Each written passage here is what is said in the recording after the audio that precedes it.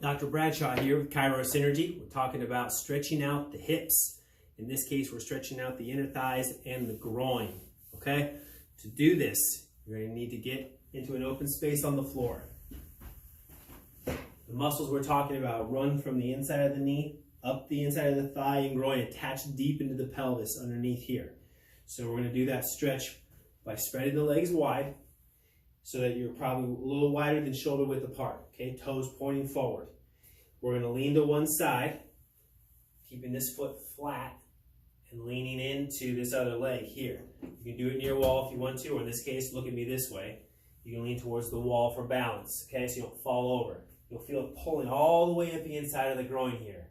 Feels really good. Keep the foot flat. Don't let the foot do this. Keep that foot flat. You get a good stretch on the inside of the knee when you do this too. You hold this for 3 deep breaths.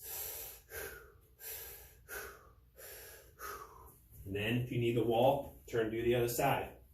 Legs wide, lean into this leg, keeping this foot flat. You can put your hand in for balance. And again, 3 deep breaths. You'll feel it stretching deep down in through here. It's a great stretch. Some of you won't like this one as much. It's just hard on your knees. You have, arthritic knees or whatever, and that's fine. You don't need to do it this way. There's a different way. You can do the butterfly stretch.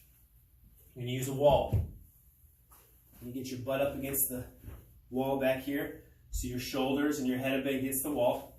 And you're going to bring the feet in, so that your heels and the feet, from the toes to the heels, are all touching. Use your hands to pull it in closer, and then you're going to use your elbows push down on your legs here as you hold your hands here. You'll feel a stretch. Same time, this time you're going to get both groins stretching at the same time. You hold that here.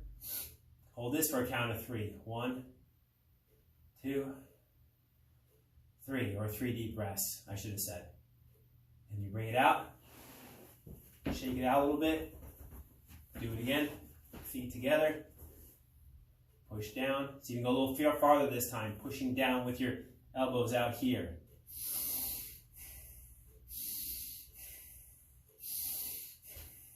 Legs back out front.